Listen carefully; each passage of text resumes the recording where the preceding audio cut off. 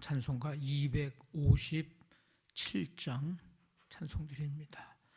마음에 가득한 의심을 깨치고 지극히 화평한 마음으로 찬송을 부르는 어린 양 예수의 그 피로 속죄함 얻었네.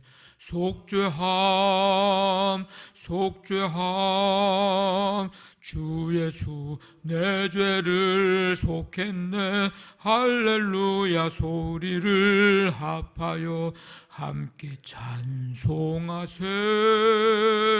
그 피로 속죄함 얻었네. 금이나 은같이 없어질 보배로 속죄함 받은 것 아니오. 거룩한 하나님 어린 양 예수의 그 피로 속죄함 얻었네. 속죄함 속죄함 주 예수 내 죄를 속했네. 할렐루야 소리를 합하여 함께 찬송하세. 그 피로 속죄함 얻었네. 나 같은 죄인이 용서함 받아서 주 앞에 옳다함 얻음을 확실히 믿기는 어린 양 예수의 그 피로 속죄함 얻었네. 속죄함 속죄함 주 예수 내 죄를 속했네. 할렐루야 소리를 합하여 함께 찬송하세. 그 피로 속죄함 얻었네. 거룩한 천국에 올라간 후에도 넘치는 은혜의 찬송을 기쁘게 부르는 어린 양 예수의 그 피로 속죄함 얻었네. 속죄함 속죄함 주 예수 내 죄를 속했네. 할렐루야 소리를 합하여 함께 찬송하세. 그 피로 속죄함 얻었네. 아멘. 하나님 아버지, 주님의 크신 은총 속에 오늘도 하루의 삶을 시작하게 하시고 이 시간 주님 앞에 찬양과 경배 드리며 나아가게 하시니 감사드립니다. 말씀 듣게 해주시고 오늘 하루를 하나님 아버지 말씀 붙들고 살아갈 수 있는 은혜 주시고 주님 앞에 믿음으로 기도하며 주님과 더 가까이 또 더 친밀한 아버지 하나님 시간을 허락해 주시니 더욱 감사를 드립니다. 아버지 하나님 오늘 하루의 삶을 주께 맡기며 나아갑니다. 성도들의 모든 삶의 현장, 걸음, 생각, 말, 모든 만남 속에 함께 해주시고 동행해 주시어서 복된 열매 맺고 유익과 기쁨을 주며 주님께 영광 돌려드리는 그리스도의 향기가 우리 삶 속에서 나타나도록 도우시고 성령님 지혜와 믿음과 능력을 부어주시기를 간절히 원합니다. 더욱더 하나님 앞에 겸손한 우리가 되게 하시고 이 교회 공동체 속에 겸손하고 주님의 그 섬김을 잘 닮아갈 수 있는 우리의 삶 되게 도와주시기를 원합니다.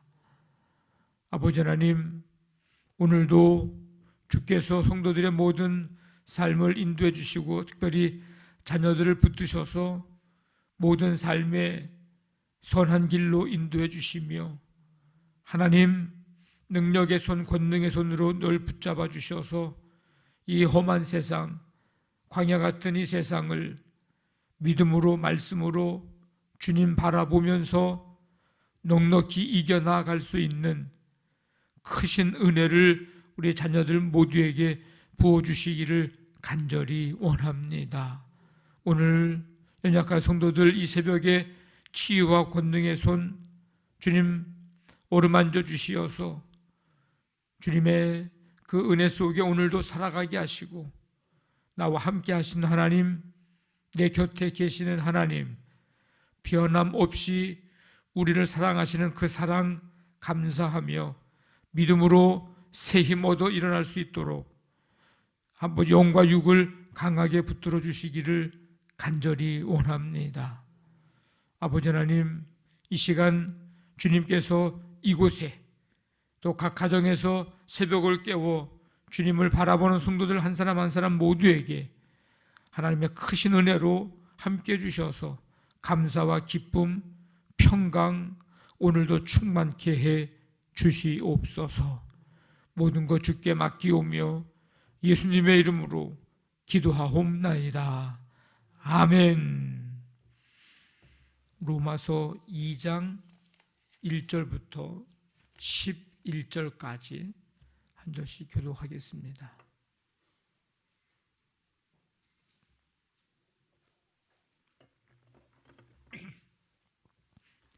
2장 1절부터 11절입니다.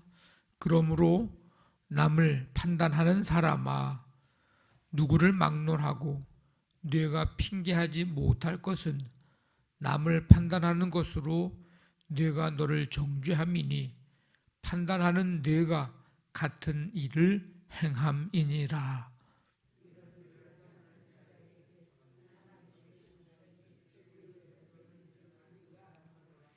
이런 일을 행하는 자를 판단하고도 같은 일을 행하는 사람아, 네가 하나님의 심판을 피할 줄로 생각하느냐.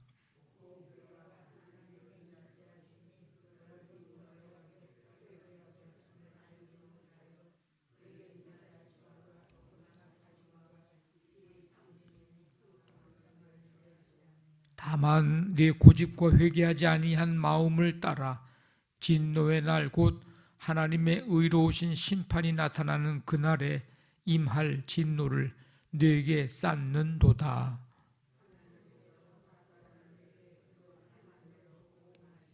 참고 선을 행하여 영광과 존귀와 썩지 아니함을 구하는 자에게는 영생으로 하시고,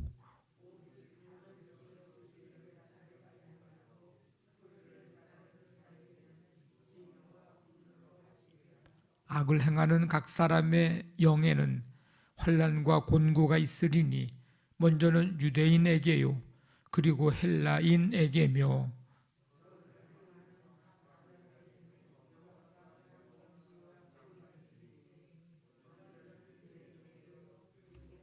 같이 읽습니다. 이는 하나님께서 외모로 사람을 취하지 아니하심이라. 아멘. 2장에 이제 와서 바울은 갑자기 대화 상대자를 2인칭으로 바꾸어 앞에 단락의 주제를 이제 계속 이어갑니다. 2장에 등장하는 대화 상대자가 유대인이라는 사실은 이제 17절 이후에서야 이제 분명히 이제 밝혀지고 있습니다. 바울은 이 유대인을 가리켜서 남을 판단하는 모든 사람아 이렇게 부릅니다. 남을 판단하는 모든 사람아. 이 유대인은 배타적 선민의식을 가지고 이방인을 습관적으로 멸시하고 정죄를 합니다. 우리는 하나님의 택함 받은 백성들이야. 너희들은 다 멸망의 자식들이야. 뭐 이런 생각들입니다. 그러나 바울은 도덕적 우월감에 젖어서 이방인을 판단하는 모든 유대인에게 그들도 하나님의 심판을 피할 수 없음, 이것을 강조하고 있습니다. 판단하는 행위 자체가 이미 하나님의 뜻을 알고 있음을 드러내는 동시에 남을 판단하면서도 똑같은 일을 행하는 그들 자신을 정죄하기 때문입니다. 그래서 유대인은 이방인과 마찬가지로 그들에게 임할 하나님의 진노에 대해서 핑계할 여지가 없습니다. 유대인들은 자신들이 하나님과의 특별한 관계를 갖고 있으므로 우리 선민이다, 택함받은 백성들이다, 그래서 이방인과는 다른 기준에 따라서 심판을 받을 것이라 이렇게 기대를 했습니다. 우리는 우리 나름대로의 하나님의 심판의 기준이 있고, 저 이방인들은 이방인들대로 또 하나님 심판의 기준이 있고, 그래서 우리는 저들보다 조금 낫고 심판받지 않고 이제 이런 생각들을 하고 있는 거죠. 그런 기대가 그들에게 있었습니다. 근데 바울은 하나님의 심판에 있어서 이방인이나 유대인이나 다 똑같은 위치에 서 있다, 이걸 깨우쳐 주고 있습니다.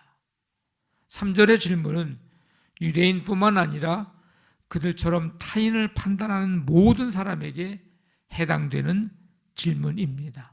이런 일을 행하는 자를 판단하고도 같은 일을 행하는 사람아, 네가 하나님의 심판을 피할 줄로 생각하느냐?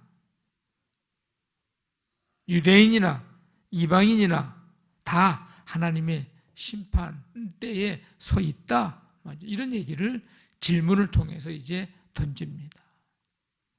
이 유대인들이 우리는 스스로 의롭다 이렇게 생각하는 배경에는 혈통적으로 아브라함의 자손이다 우리는, 이런 편견이 자리를 잡고 있었습니다. 그들이 아브라함의 자손임을 나타내려면 아브라함과 같은 믿음을 가지고 합당한 열매를 맺어야 되는데, 그냥 우리는 혈통적으로 아브라함의 후손이야 라고 하는 것만으로 우리는 그래서 어떤 사람이라고요? 우리는 의로운 사람이라고, 그렇게 의로운 행세를 이들이 행하고 있었습니다. 남을 판단하는 것으로 네가 너를 정죄함이니, 이방인의 범죄를 비난하는 것은 정의가 아니라 위선이었습니다. 혹 우리가 먼저 예수 믿는다는 것 때문에, 먼저 하나님의 은혜를 받았다는 것 때문에 다른 사람들을 교회 공동체 안에서나 아니면 안 믿는 사람에게나 우리가 너무나 쉽게 판단하고 정죄하고 있지는 않은지, 죄를 지어도 하나님의 심판을 피할 수 있다고 생각하는 것, 이것은 하나님의 인자하심을 멸시하는 태도입니다. 4절에 풍성함이라고 하는 이제 단어가 등장을 합니다. 풍성함. 이 풍성함에 연결되는, 걸리는 세 단어가 거기에 있어요. 인자하심, 그의 인자하심과 그 다음에 용납하심, 그리고 길이 참으심. 인자하심과 용납하심과 길이 참으심이 풍성함을 멸시하느냐? 이 인자하심과 용납하심, 길이 참으심, 이것은 하나님의 속성을 나타내는 단어들입니다. 아주 중요한 단어들이죠. 그런데 하나님께서 이렇게 인간의 악행에 대해서 풍성한 관용, 오래 참으심, 인자하심을 나타내시는 목적은 뭔가? 회개할 기회를 주시기 위함입니다. 그런데 하나님의 그런 인자하심의 본뜻을 무시하고 그것을 오히려 회개의 기회가 아니라 방종의 기회로 삼는 자들의 내적인 상태는 5절에 보니까 뇌 고집과 회개하지 아니한 마음, 이렇게 표현할 수가 있습니다. 고집, 하나님을 향해 굳어진 마음의 상태를 가리키는 그런 단어입니다.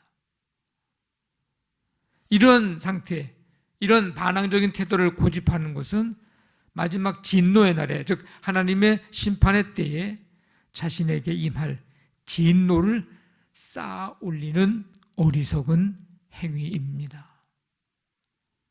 하나님 앞에서 우리가 가져야 될 자세는 딱 하나예요. 겸손입니다. 겸손. 유대인이나 이방인이나 할 것 없이 다 하나님 앞에 겸손해야 돼요. 죄와 허물이 많은 우리의 모습을 보면서 늘 하나님 앞에 겸손히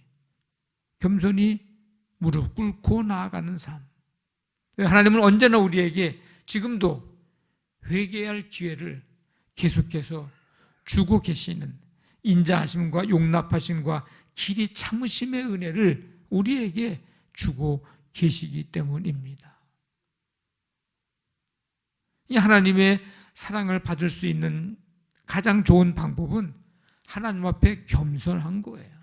그게 하나님의 사랑을 받을 수 있는 가장 좋은 길이고 또 하나님이 우리에게 원하시는 모습입니다. 하나님의 판단에는 원칙이 있습니다. 오늘 6절에 보니까 하나님께서 각 사람에게 그 행한 대로 보응하시되, 각 사람이 그 행한 대로. 오늘 11절 마지막 절에는 뭐라고 돼 있죠? 하나님은 사람을 어떻게 하시는 분이에요? 외모로 취하시지 않으시는 분입니다. 그러니까 유대인이나 헬라인이나 선민이나 이방민족이나 구분하지 않으시는 거예요. 인내하면서 선을 행하는 자는 영원한 생명이 주어지지만 불의를 따르고 악을 행하는 사람들에게는 진노가 임해서 그들에게 환난과 곤고가 있게 될 것입니다.